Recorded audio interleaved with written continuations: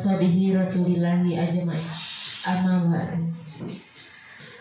Pertama sekali marilah kita ucapkan puji dan syukur kehadiran Allah Subhanahu wa taala yang telah melimpahkan rahmat dan karunia-Nya kepada kita semua sehingga kita dapat berkumpul di ruang guru SLB Negeri 1 Sawalunto ini dalam rangka kegiatan pengimbasan modul 1.4 budaya positif di CGP oleh Ibu Karneli SPD. Salawat beriringan salam tidak lupa pula kita hadiahkan kepada Nabi besar kita, yakni Nabi Muhammad SAW, yang telah membawa umatnya dari zaman kebodohan sampai zaman berilmu pengetahuan seperti yang kita rasakan pada siang hari ini. Baiklah Bapak Ibu hadirin yang berbahagia, untuk tidak memanjang mukaddimah, marilah kita mulai acara kita ini dengan membacakan basmalah.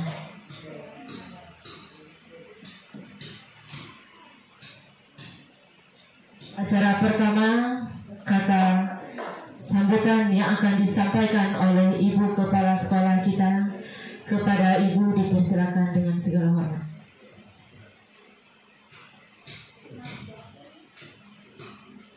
Assalamualaikum warahmatullahi wabarakatuh. Tumpang puji-pujian kepada moderator. Pada siang hari ini kita akan mengikuti destinasi modul 1.4 budaya positif.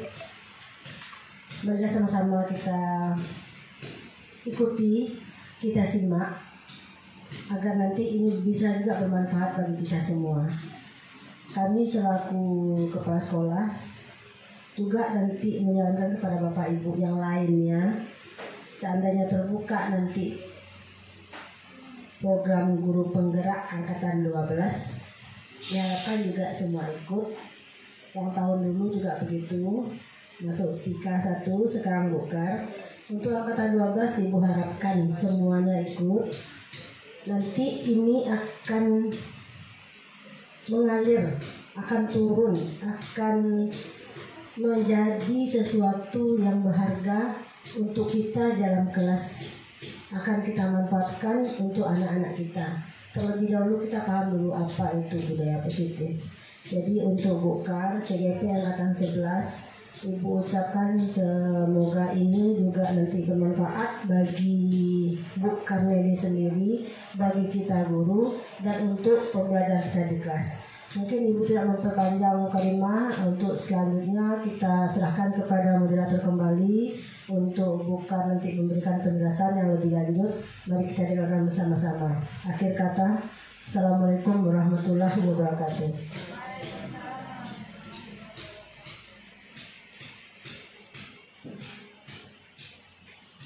Terima kasih kami ucapkan kepada Ibu Kepala Sekolah yang telah menyampaikan kata sambutannya sekaligus membuka acara kita pada siang ini. Baiklah Bapak Ibu, acara selanjutnya presentasi atau penyampaian destinasi modul 1.4 budaya positif oleh Ibu Karneli SPD. Kepada Ibu, waktu dan tempat dipersilakan. Assalamualaikum warahmatullahi wabarakatuh. Pertama-tama marilah kita mengucapkan puji syukur kepada Allah Subhanahu wa taala karena pada siang hari ini kita diberikan kesempatan dan kesehatan untuk bisa berkumpul di sini walaupun begitu banyak kegiatan-kegiatan yang kita lalui. Nah, di sini saya ditugaskan untuk menyampaikan modul 1.4 yang mana tentang budaya positif, dan sekarang saya sudah memasuki modul kedua. Nah, di sini budaya positif perlu kita pelajari karena ini menyangkut masalah tata tertib, karakter dan nilai-nilai yang ada di sekolah kita. Nah, mungkin di antara Bapak dan Ibu semuanya sudah mengenal itu apa itu budaya positif. Nah, adakah di antara ibu-ibu yang bisa menyebutkan apa itu makna dari budaya positif? Mungkin Bapak Ibu semuanya sudah pernah mendengar apa itu budaya positif? Apakah ada di antara Bapak Ibu yang bisa memberikan makna tentang budaya positif? Ada Bapak, Pak Mamat ada, Bu Wika. Sebelum menjelaskan lebih lanjut,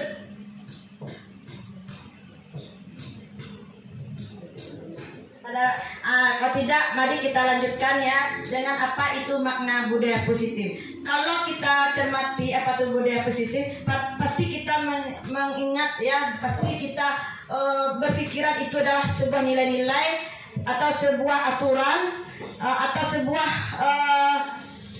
kebiasaan. Nah di sini ada yang dimaksud budaya positif, yaitu nilai-nilai atau kebiasaan di sekolah yang berpihak pada murid agar mereka dapat berkembang menjadi pribadi yang kritis, penuh hormat dan bertanggung jawab. Nah itu adalah salah satu pengertian dari budaya positif. Jadi menyangkut masalah nilai-nilai atau kebiasaan di sekolah yang berpihak pada murid.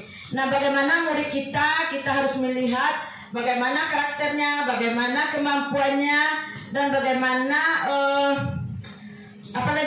kebutuhannya. Nah itu akan kita tanamkan budaya positif agar mereka menjadi pribadi yang kritis, yang penuh hormat dan bertanggung jawab. Lanjut Cici. Nah di dalam konsep dasar budaya positif itu ada 6 konsep yang perlu kita ketahui, baik itu kita sebagai guru kelas atau di dalam lingkungan sekolah. Yang pertama yaitu perubahan paradigma, yang kedua itu konsep disiplin positif, yang ketiga keyakinan kelas, motivasi perilaku manusia, pemenuhan 5 kebutuhan manusia, segitiga restitusi, dan posisi kontrol. Nah nanti kita bahas satu persatu. Nah perubahan paradigma, lanjut sih. Lanjutnya. Nah perubahan paradigma, nah kami sudah mempelajari itu masalah filosofi pendidikan Ki Hajar Dewantara. Nah di dalam filosofi pendidikan Ki Hajar Dewantara itu bahwa semua anak itu terlahir dengan bakatnya masing-masing. Nah anak itu terlahir dengan bakatnya masing-masing. Contohnya anak kita ada yang bakatnya melukis, ada yang bakatnya misalnya menari, atau ada bakatnya yang bisa menjahit. Nah itu adalah sesuatu yang terlahir dari diri mereka. Nah kemudian lagi itu menyangkut masalah budi pekerti. Dan seterusnya tugas guru menuntun bakat tersebut agar anak tumbuh dengan selamat dan bahagia. Nah tugas kita sebagai guru bahwa anak-anak murid kita itu memiliki bakat dan minatnya yang di bawah sejak lahir dan juga memiliki kompetensi, maka tugas kita adalah menuntun kemana anak kita itu yang bisa kita arahkan. Jangan kita memaksakan pada anak kita. Kalau dia tidak memiliki bakat atau minat, jangan dipaksakan. Karena murid itu seperti menanam padi. Menanam padi, kita hanya bisa merawat, bisa menyiramnya, bisa memupuknya. Namun nanti perkembangannya tergantung kepada kemampuan mereka, minat bakat mereka, dan tidak akan bisa berubah menjadi jagung. Nah kemudian lagi itu kan ibarat petani ya murid, ibarat biji jagung. Nah kemudian bahwa peserta didik itu mempunyai kodrat alam dan kodrat zaman, dan seterusnya pendidikan itu berpihak pada murid. Nah berpihak pada murid itu artinya apa? Bahwa pendidikan yang kita berikan itu sesuai dengan kebutuhan dan kemampuan peserta didik. Kemudian lagi perubahan paradigma. Nah untuk membangun budaya yang positif, sekolah perlu menyediakan lingkungan positif, aman dan nyaman agar murid-murid mampu berpikir, bertindak dan menciptakan dengan merdeka, mandiri dan bertanggung jawab. Nah di sini kita perlu menciptakan lingkungan sekolah kita bagaimana sekolah kita itu nyaman, aman dan menyenangkan bagi peserta didik. Dan itu kita harapkan, tentu kita mungkin selama ini kita ada kesalahan atau kurang tepat memberikan menanamkan nilai-nilai budaya positif. Mungkin setelah mempelajari ini kita nanti bisa akan melihat video-videonya bagaimana cara memberikan suatu kebudayaan positif yang tepat terhadap anak atau peserta didik kita. Nah, kemudian lagi pembelajaran dengan paradigma baru dirancang berdasarkan prinsip pembelajaran yang berdiferensiasi dengan setiap siswa belajar sesuai dengan kebutuhan dan dari tahap perkembangannya untuk mewujudkan profil pelajar Pancasila. Nah, kalau kita di SLB itu sudah dari dahulunya sudah melaksanakan pembelajaran yang berdiferensiasi. Artinya memberikan pembelajaran sesuai dengan kemampuan dan kebutuhan peserta didik. Ya, walaupun di kelas itu anak-anaknya sama pasennya, namun dalam kegiatan pembelajaran pasti kita menyesuaikan dengan kebutuhan peserta didik. Nah, kemudian lagi yang tadi kan paradigma baru, yang kedua adalah disiplin positif. Nah, disiplin positif merupakan dari bagian budaya positif. Coba lanjut sih. Nah, disiplin positif itu merupakan suatu pendekatan dalam mendidik dan membimbing perilaku anak yang mengajarkan nilai-nilai seperti disiplin, santun, jujur, peduli, dan bertanggung jawab sehingga menghasilkan murid-murid yang berkarakter. Nah, mungkin di sini kita sudah menanamkan nilai-nilai disiplin dan kita sudah menanamkan sikap-sikap santun, jujur, tapi mungkin saja cara kita belum tepat. Ya. Nah, di sini perlu kita menanamkan nilai-nilai yang berdasarkan profil pelajar Pancasila sesuai dengan visi kita, visi sekolah kita ya. Nah, yang ketiga lagi tadi teori motivasi perilaku manusia. Nah, teori motivasi perilaku manusia itu ada motivasi eksternal, ada motivasi internal. Nah, perilaku manusia itu bisa terbentuk disiplinnya apabila itu datangnya dari luar. Misalnya, dia datang terlambat, dia datang cepat waktu karena takut dimarahi guru, karena takut mendapatkan hukuman. Nah, itu merupakan motivasi eksternal. Jadi ada pengaruh dari lingkungan luar sehingga dia bisa mendisiplinkan dirinya. Itu namanya motivasi eksternal.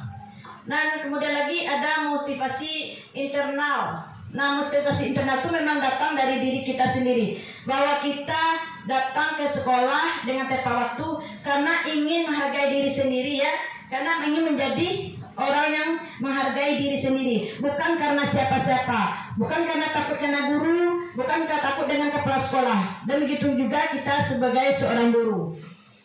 Nah, konsep disiplin dengan identitas gagal.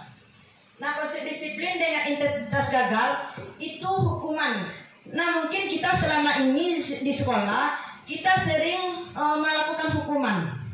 Misalnya tidak pakai sandal, misalkan tidak memakai sepatu, maka kita berikan hukuman.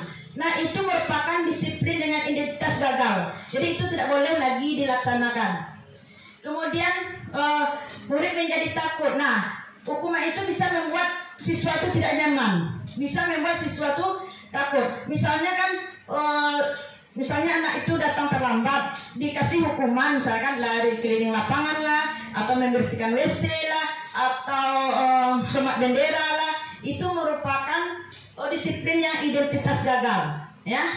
Dan itu akan berpengaruh kepada peserta didik kita, bisa menyebabkan peserta didik tidak nyaman, bisa peserta didik menjadi takut, dan bisa murid itu karena ketakutnya dengan kita, dia menyembunyikan kesalahannya. Jadi kita harus menghilangkan hukuman, ya. Kemudian penghargaan. Nah, penghargaan ini juga bisa merusak hubungan. Ya, saya baru tahu setelah mengikuti CGP ini bahwa penghargaan itu juga merusak hubungan. Artinya di sini apa? Merusak hubungan ini misalnya siswa yang hebat diberikan hadiah, otomatis siswa yang tidak mendapatkan, dia merasa agak ada irinya dengan temannya, ya. Kemudian mematikan kreativitas. Nah, kalau anak-anak itu tidak diberikan hadiah, otomatis dia nanti tidak ada semangat lagi untuk bekerja atau melakukan sesuatu. Jadi dia juga bisa mematikan kreativitas. Kemudian menghukum. Nah, penghargaan itu bisa menghukum.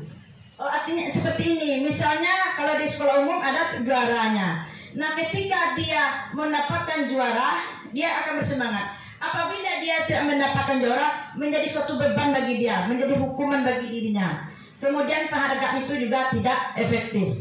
Kenapa tidak efektif? Karena apabila anak itu tidak diberikan penghargaan, suatu saat dia akan malas, tidak mau lagi mengerjakan sesuatu yang kita suruh, ya, karena tidak diberikan penghargaan lagi. Jadi kurang efektiflah penghargaan. Nah, sekarang kita coba menonton videonya ya.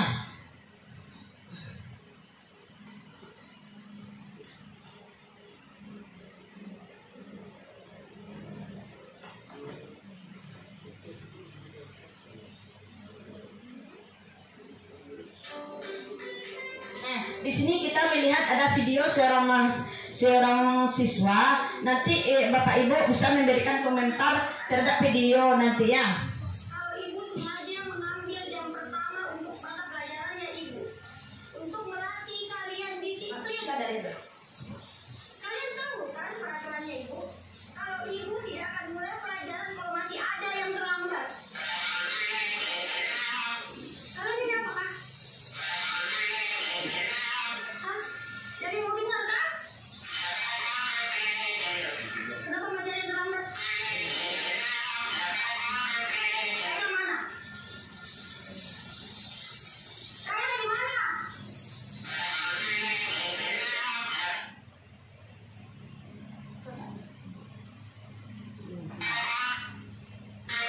Ibu sudah bilang, ibu tidak akan mulai pelajaran kalau ada yang mau terlambat. Kayla, sini kok. Apa lagi alasanmu, Kayla? Hah? Ketiduran kau lagi? Najat kau? Aduh, begini bu. Nyesel kau, Kayla. Jangan kerok. Gara-gara kau, kita semua hampir tidak belajar. Nyesel ini, hukum saya bu. Sudah. Jangan lagi ada yang lempar. Kayla, duduk kok. Tapi ingat kok besok, kalau kau masih terlambat begini, ibu tidak akan mulai pelajaran lagi.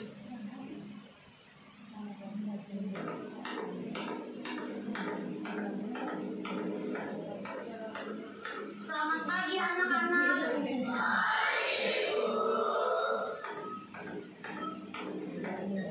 Betul-betul ini kayak lagi. Gak ada tobat-tobatnya.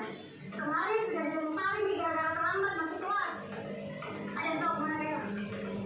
Kamu kata terlambat. Gak usah banyak alasan.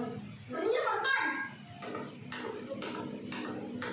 Sepanjang pelajarannya ibu hari ini, kau berdiri terus di depan. Enggak, terlambat sih.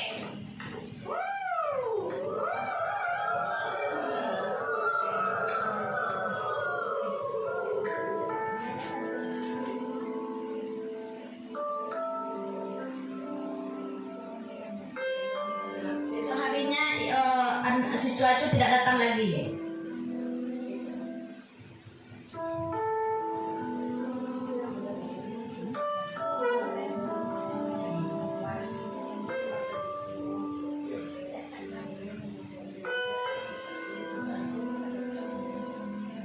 Sudah 1 jam lebih nih Kayla tidak datang. Kira-kira ada yang tahu kemana Kayla? Mungkin hari ini tidak masuk ibu, karena aku tidak kasih surat ke orang tuanya.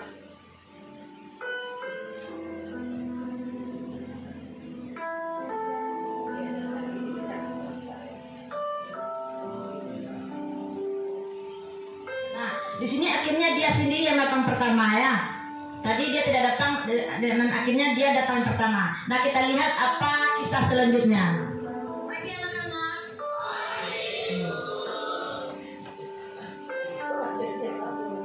Masuk kok Kayla.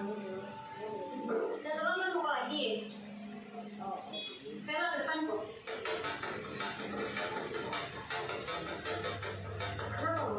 Berdiri kok. Kalian saya udah terlambat kok, udah telat sesuatu hukum. Kau nggak masuk kok, Mari. Sekarang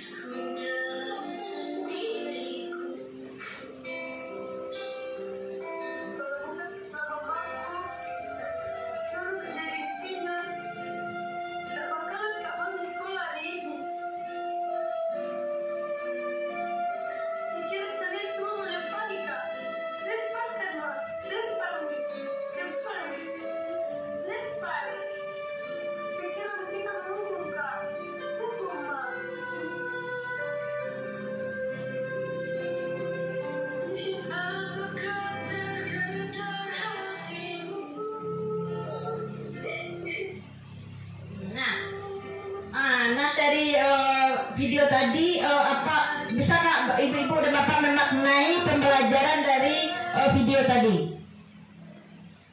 Ada yang merasa terharu?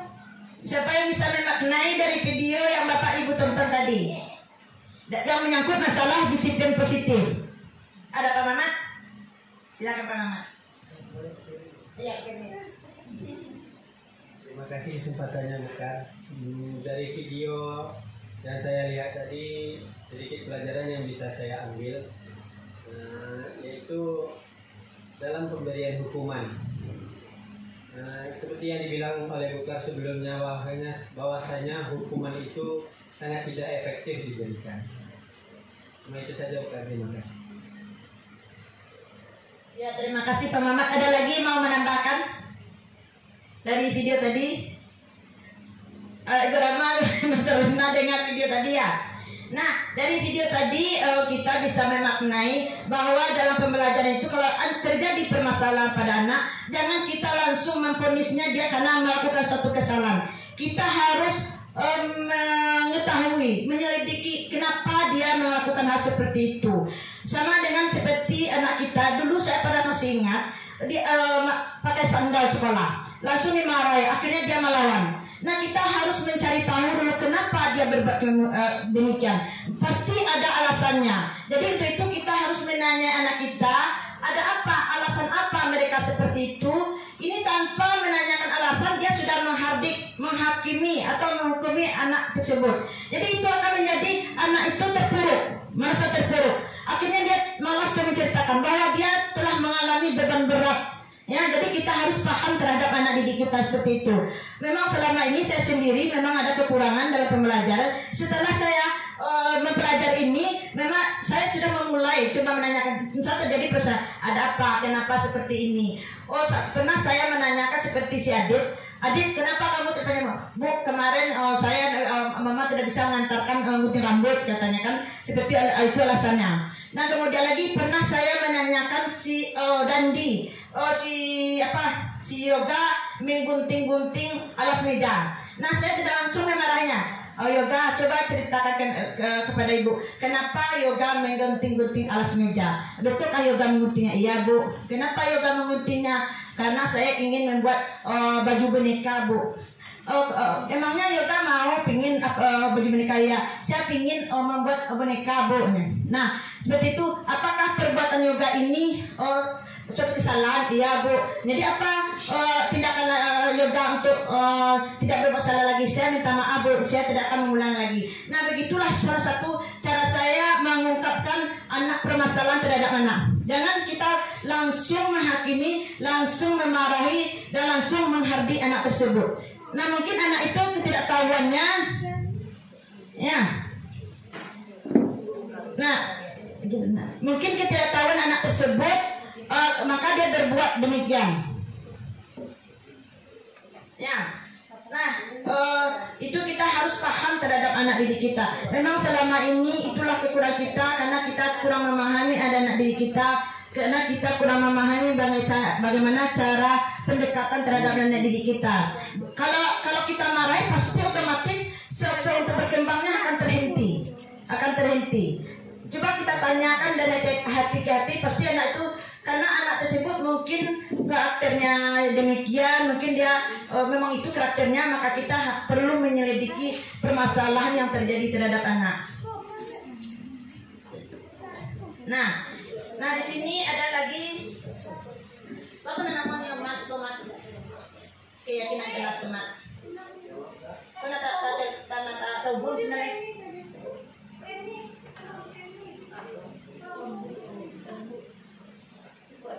Terhubung Pak Mamat.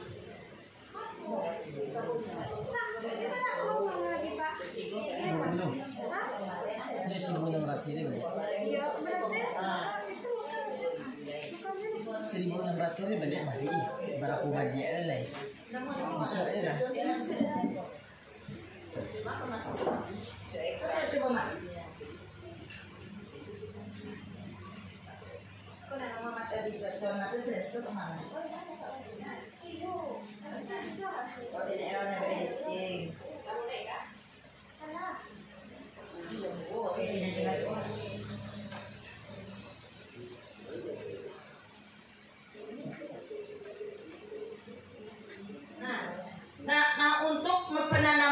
nilai-nilai budaya positif terhadap anak kita ini, kita perlu membuat di kelas kita yaitu keyakinan kelas.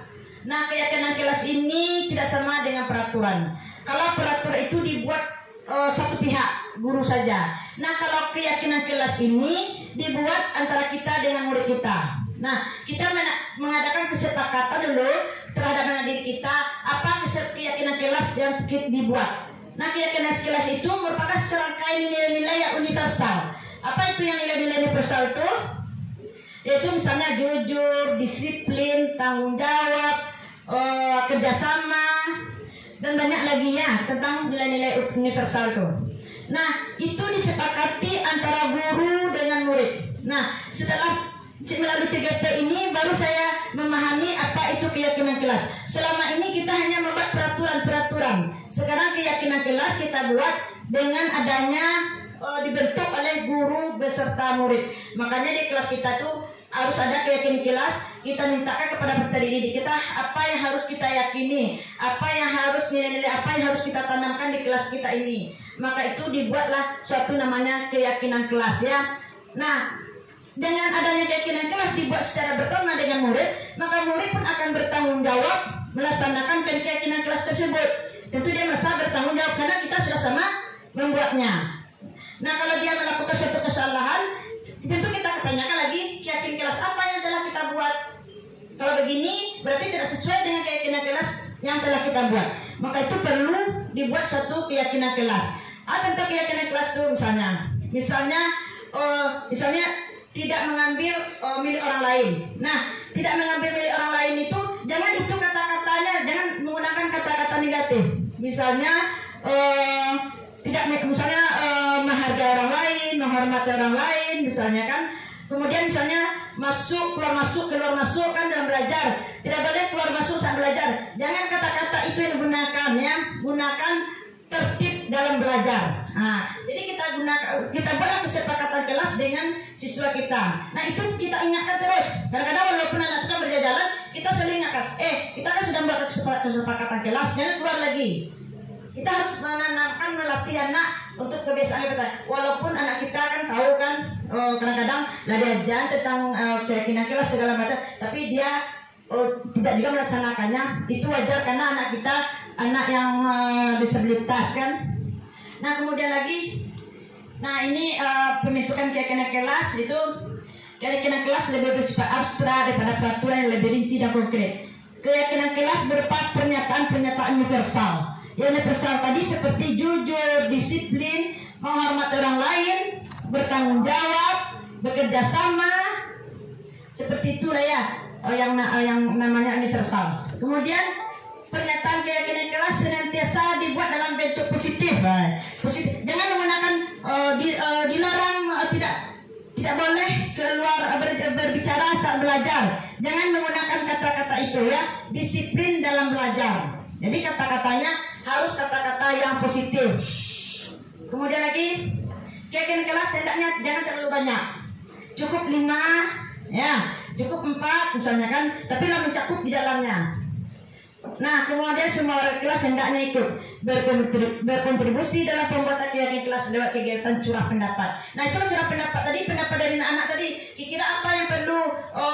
Saya sudah mencobakan di kelas sama Dandi waktu itu kan sama coba apa yang perlu kita yakini di sini kan sudah pernah sekali. Bu, tidak boleh keluar masuk saat belajar, Bu.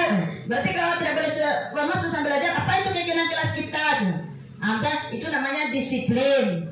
Ya, disiplin dalam belajar. Nah, dan bersedia meninjau kembali keyakinan kelas dari waktu ke waktu. Artinya apa di sini? Nah, keyakinan kelas sudah kita buat, apakah sudah tertanam pada diri anak? Apakah sudah terlaksana? Nah, itulah pembentukan keyakinan kelas. Nah, seperti ini kan, selalu kembalikan buku ke tempatnya. Apa keyakinan kelasnya? Itu adalah tanggung jawab. Nah, dilarang mengganggu orang lain. Itu kan hanya peraturan. Maka dibuatlah dalam suatu keyakinan kelas menghormati orang lain dan diri sendiri. Nah, di sini kan banyak itu kata-kata negatifnya, dilarang mengganggu orang lain. Nah, dilarang melakukan kekerasan misalnya. Nah, di dalam keyakinan kelas keselamatan menghormati orang lain. Misalnya dilarang menggunakan narkoba. Berarti menjaga kesehatan.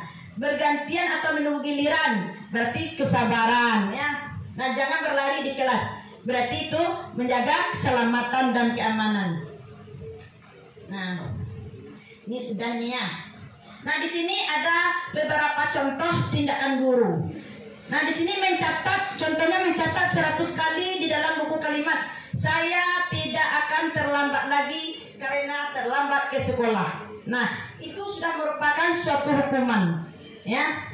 Kemudian lari mengelilingi lapang basket 2 kali karena terlambat hadir di sekolah. Itu merupakan suatu hukuman. Tapi kalau pada saat jam olahraga, boleh-boleh saja kita menyuruh lari 2 kali kalau terlambat, karena dia dalam saat pembelajaran olahraga. Tapi kalau dalam pelaksanaan PBM biasa, jangan kita coba-coba menyuruh lari, ya. Nah, itu salah satu contohnya.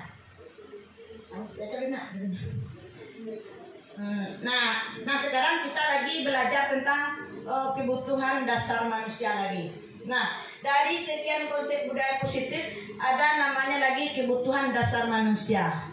Nah, kita perlu tahu kebutuhan dasar manusia, termasuk diri kita sendiri, ya.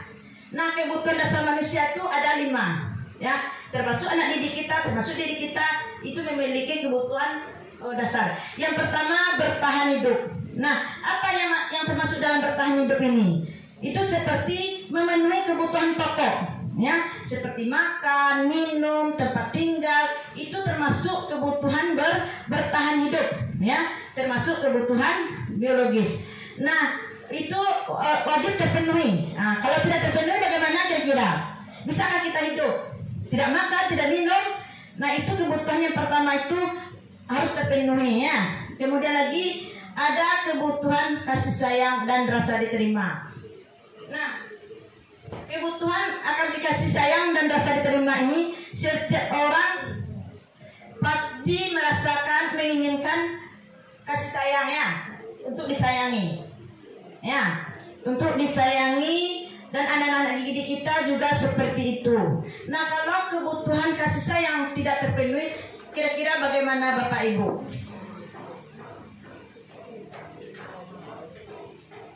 Gimana? Ya, coba mesti marah-marah apa lagi?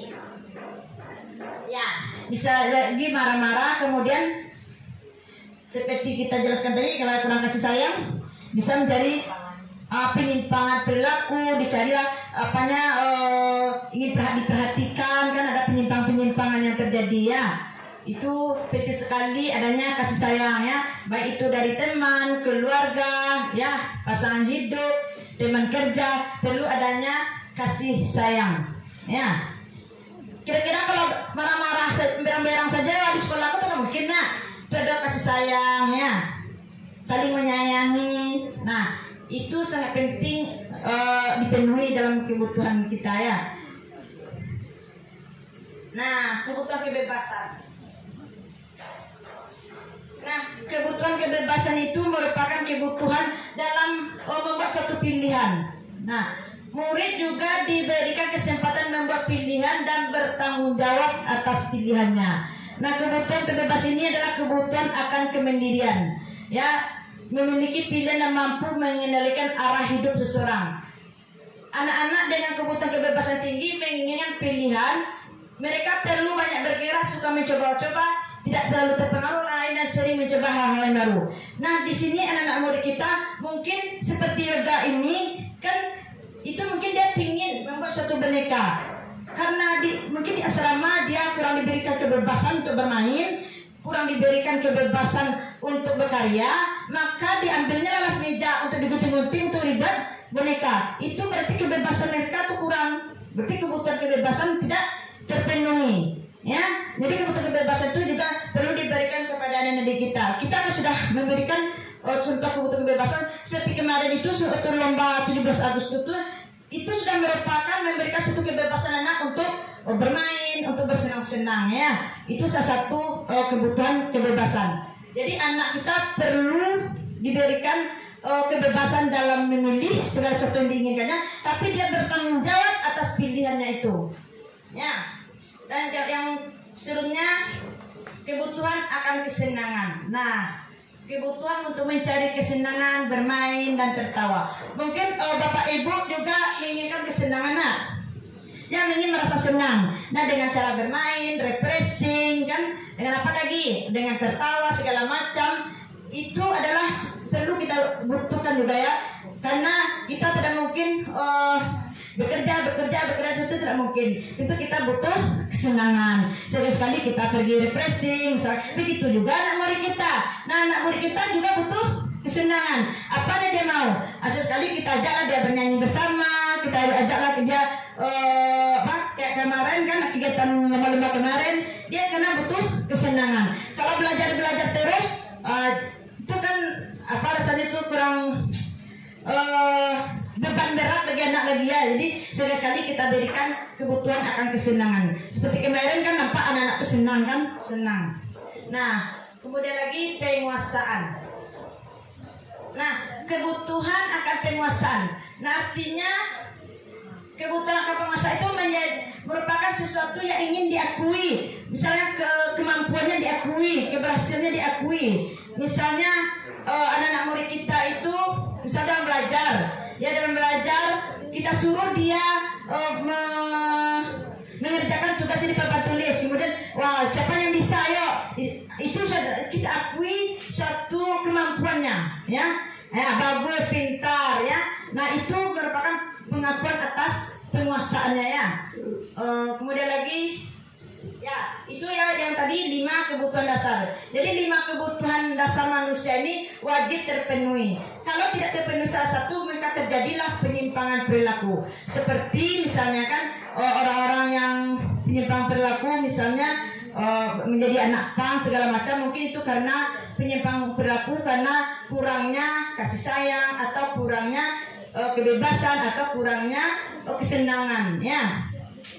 Nah kemudian lagi, nah inilah tadi menyangkut masalah mengatasi permasalahan anak ini ya, yaitu salah satunya itu restitusi.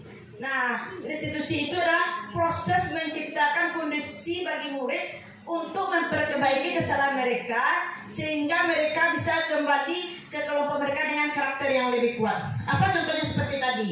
Nah seperti tadi, anak yang ada permasalahan, jangan kita mencap dia itu salah, jangan kita menghukum dia, menghakimi dia, tapi kita cari dulu apa alasan-alasan mereka melakukan seperti itu dan bagaimana solusinya untuk memperbaiki kesalahan itu.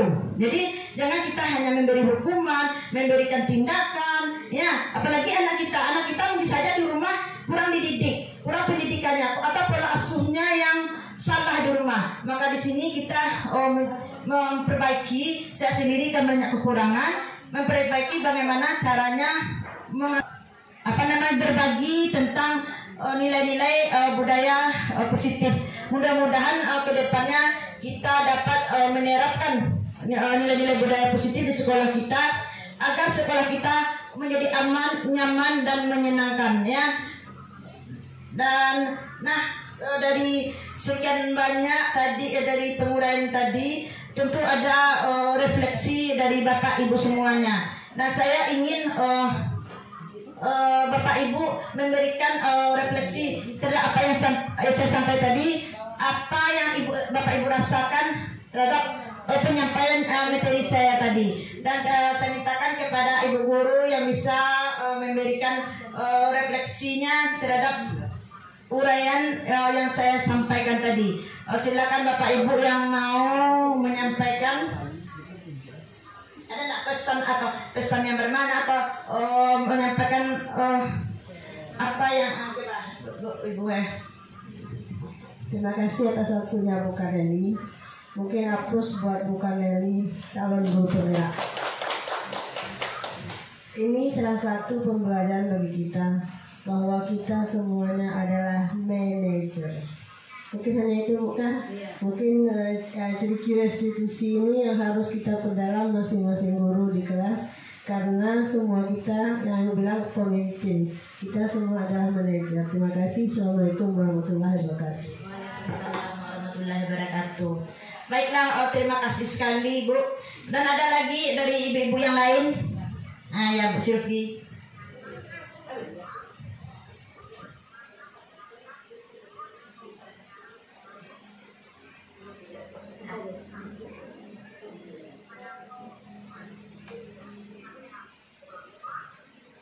Terima kasih atas kesempatannya Bu Kar.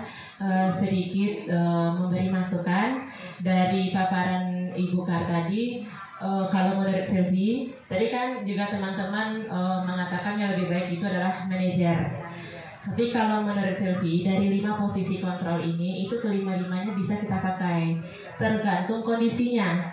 Seperti apa? Contohnya, seorang anak itu, dia sudah kita sudah berperilaku seperti manajer, meminta dia untuk jujur, tapi dia tidak mau jujur. Kenapa? Dia merasa dia bicara dengan orang atau gurunya gitu, karena dia berbicara dengan manajer, gurunya seperti itu ya.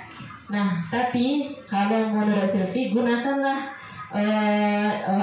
posisi kontrol seperti teman. Kalau teman mungkin dia akan lebih bercerita dengan kita saat dia posisi mulai terjepit. Dia sudah merasa di kelilingnya ini sudah bertanya kepada dia, dia sudah merasa terpojok. Nah, di sana dia akan mencari posisi di mana teman. Nah, karena itu juga pernah pengalaman dari Sylvie sendiri. Dia sudah merasa terpojok. Nah, saat itu kami diam, dan saat tidak ada pembahasan dengan masalah itu, kita bawa dia cerita. Nah, di sanalah mulai posisi kontrol teman itu, mulai dia bercerita tentang apa masalahnya. Di sana tahu kalau dia itu memang dia pelakunya. Jadi dari kelima posisi kontrol ini bisa kita gunakan tergantung kondisinya. Seperti itu. Terima kasih Ibu.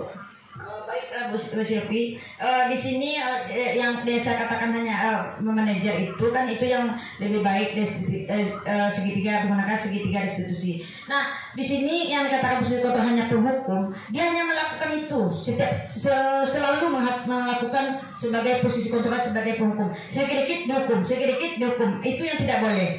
Nah, kalau dengan posisi manajer, kita juga bisa bercerita, mengajak anak. Bisa juga bercerita, ayah kenapa tuh. Jadi bisa bercerita juga bisa menanyakan dengan kedekatan kita. Jadi sebenarnya posisi manajer itu sudah mencakup itu sebagai teman segala macam, tapi langsung dia menyadari akan kesalahan dia sendiri. Nah, di sini dikatakan posisi penghukum itu memang dia penghukum, dia selalu memposisi dirinya penghukum terus. Itu yang tidak boleh, ya, yang tidak boleh. Makanya di manajer tersebut itu bagaimana dia membuat anak itu menyadari kesalahannya, ya, bertanggung jawab dia atas kesalahannya. Kemudian dia juga berusaha mencari solusi untuk mengatasi kesalahan tersebut. Nah, di sana juga kita juga bisa sebagai teman di dalam manajer tersebut. Ya Bu Sylvie ya. Terima kasih ya Bu Sylvie. Ada lagi refleksinya atau bagaimana pembelajaran hari ini, bagaimana perasaan Bapak Ibu terhadap pembelajaran hari ini? Ada yang memberikan masukan? Demi. Bagaimana perasaan Ibu terhadap pembelajaran hari ini? Assalamualaikum warahmatullahi wabarakatuh. Nah, terima kasih waktu yang diberikan kepada kami. Nah, kami merasa senang belajar hari ini dan kami banyak mendapat pembelajaran dari Bu Kar. Mudah-mudahan kami dapat melaksanakan di kelasnya. Amin, amin ya rabbal alamin. Nah, terima kasih Ibu ini. Nah, demikianlah kegiatan kita hari ini, dan terima kasih kepada ibu-ibu yang telah menyempatkan waktunya. Akhirnya sudah pulang ya, sekarang belum pulang ya. Terima kasih telah menyediakan waktu untuk kegiatan saya ini. Mudah-mudahan yang akan datang ada yang menyusul, yang ingin di CGP lagi akan merasakan seperti saya ini. Nah, demikianlah penyampaian hari ini, dan saya akhiri dengan Assalamualaikum warahmatullahi wabarakatuh. Waalaikumsalam warahmatullahi wabarakatuh.